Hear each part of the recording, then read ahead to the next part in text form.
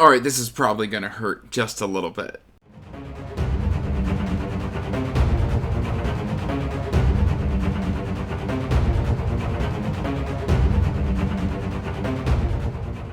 Hey everyone, welcome back to Andrew's Wizardly Reads, and as always guys, I am Andrew, and today I am reacting to 1-star reviews of some of my favorite books.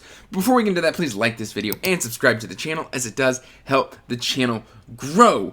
And check the description box down below for links to the Wizardly Duo Discord, links to all my social media, including information about my Patreon, links to my Pango books, and all that stuff. Speaking of my Patreon, this comes from a video request from one of my patrons, Twainy. Now, just quick pitch for my Patreon. For my Wizard of Debt tier, which is my $3 a month and up, they can submit video requests for things that they want to see me do. And this is what Twainy did. And essentially, I went to record like the other day, and then I realized the well was dry. Nothing was coming to mind. So I went into that thread that I have on the Discord, Wizardly Duo Discord, and I just started perusing video ideas that my patrons had submitted to me, and this is what got selected. So then I did a Patreon, or not a patron post. I did a community post. I know how YouTube and being a YouTuber works. I'm good at it, I think. Maybe. Probably not. But I just kind of put out there, hey guys, what are some books you want to see me react to on 1-star reviews? And I got a few responses. So here are some of them. And we are going to start with Unsold by Will White. Now, I went on to Goodreads, and I've got them pulled up here, and I'll post these on screen. I'll take screenshots and all that and edit it into the video so you can see what I'm reading. But oddly enough, most of these, like the highest, like in terms of 1-star ratings, 2%. Like 2% of the overall ratings are like 1 stars. And so I think that's pretty good. Now, we're going to start here with, I believe I've chosen this one. It says, it's not that it's a badly written book. It's that I hated it. I hated the characters, the world, the overpowered plot meddlers, the meaningless of it all, and the underlying nastiness. It felt like reading a cesspit. And I don't know what, fair enough, if you didn't like it, you didn't like it. Like, I know plenty of my friends who don't vibe with Cradle, which is fine. I don't understand the cesspit kind of comment. Like, it's not a pervy book, or it's not, like, gross or anything like that. I don't understand that critique. The meaning... Okay, so there are overpowered plot meddlers. But at the same time, like, there's two different planes. There's two different stories going on in Cradle. There's the Celestial stuff, and then there's what's happening in Cradle. And so, I mean, if you're not vibing with the separate stories, again, you didn't like it. That's fine. I loved all of that stuff. It all worked great for me. So... sorry you didn't like this book, but for me, like, I love the characters. I loved growing with them as they powered up. And frankly, if you don't like Lyndon, like, don't read the book, because Lyndon's the main character. So, yeah, if you're not vibing with Lyndon, but you didn't even get to meet some of the greatest. You didn't get to meet Ethan. You didn't get to meet Orthos. You didn't get to meet Dross. Sorry about you, buddy. But, yeah. Alright, we're gonna move on to the next one. Next one's Needful Things by Stephen King. And I had two submitted. One was Doomakey and one was Needful Things. I decided to go for Needful Things just purely off of this review. It's a bit of a longer one, but I've got my copy of Needful Things right here. I actually want to get the PS Publishing one that came out last year. I think it came out in August. I'm currently saving up for that one, but I'm also probably going to get the PS Publishing version of Different Seasons that I think is getting ready to come out here soon. Now, the 1-star review of one of my favorite books. Like, this was my top King book until I read The Green Mile. 1 stars. This book was appalling. I find Stephen King a little bit hit and miss. Same, me too.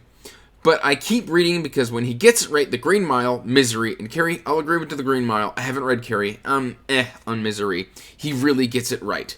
When he gets it wrong, however, his storylines, the endings in particular, are so spectacularly stupid that you actually laugh out loud.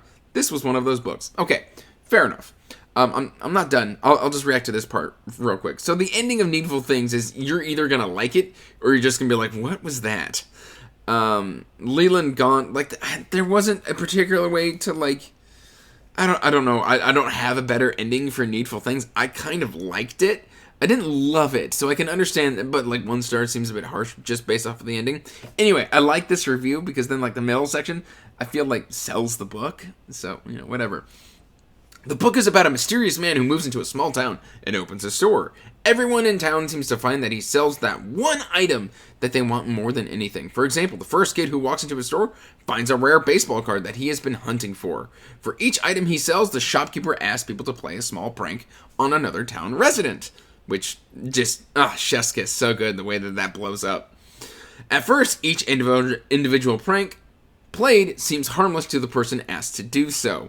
But they build up and build up until tensions in the town spill over and the residents go to war with each other, which is an awesome part of the book. That's like 70% of the book. Actually, more closer to like 80-90%. That last 10% is a bit weird. In general, the storyline could have had promise, despite the fact that I think it has incredible promise. But from the very beginning, it was played out in an incredibly cheesy manner. I mean, okay, Leland Gaunt is a bit cheesy. The Elvis scenes are a bit weird. And so, like, if it's not your thing, it's not your thing. But, yeah, it's hard to feel tense about what was obviously coming. And the ending was so ludicrous that I started to wonder whether King was on drugs when he wrote it. To be fair, he has been known to be on drugs when writing, but it's been a couple decades. Yeah, it ends with, do yourself a favor, don't read this book. It's time you will never get back. I'm going to say the opposite. Do yourself a favor, read this book. It is time well spent. It's some of his best day in the life, and the building tension as the pranks start to just pile up and the pot starts to boil over. It's fascinating. I loved it. Yeah, sorry it didn't work for you. Alright, next up, I believe we've got Dragon Mage. Now, I would hold up my physical copy. I don't have it anymore because M.L. Spencer has done a amazing Kickstarter, and I can't wait to get my book. So, yeah, I will be getting a physical copy of this. But this one was kind of hard to find a 1-star rating that I cared to share. Everybody else, the 1 stars seem to have missed the point of Dragon Mage, and that's that Aram is on the spectrum. He is autistic, and a lot of people don't understand that comes with certain characteristics, and so they're just judging Aram for being the way he is. They're like, this is a terrible character choice. Well, if you don't understand that the person's on the spectrum, or you don't like that, then no, the book's not going to work for you. This one just says, this is not a good book. It's frustrating, simplistic, filled with cliches, and devoid of interesting characters. I find Aram to be an incredibly interesting character, and the way he just falls into friendship and everything like that. Like, friendship means everything to Aram, and I love that because I can sympathize. I'm on the spectrum, and yeah, no, like when I find friends, I clutch on to friends. So I wholly disagree there. There are some cliches, and I can't argue with that. Add the occasional spurt of purplish prose to the mix, and it's just a chore to read. I don't. It's been about a year since I read Dragon Age. I don't recall purplish prose.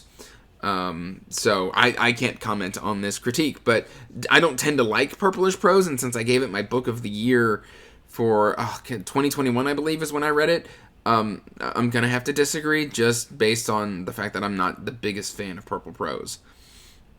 I was hoping that it would get better as it went along, thinking the simplicity was due to the main characters being young. They are young, no such luck. It's just bad. I doubt I'll finish it, so as of now, DNF at 60%. So A, you DNF'd and you gave it 1 star. I'm not a big proponent of putting star ratings on books I've DNF'd.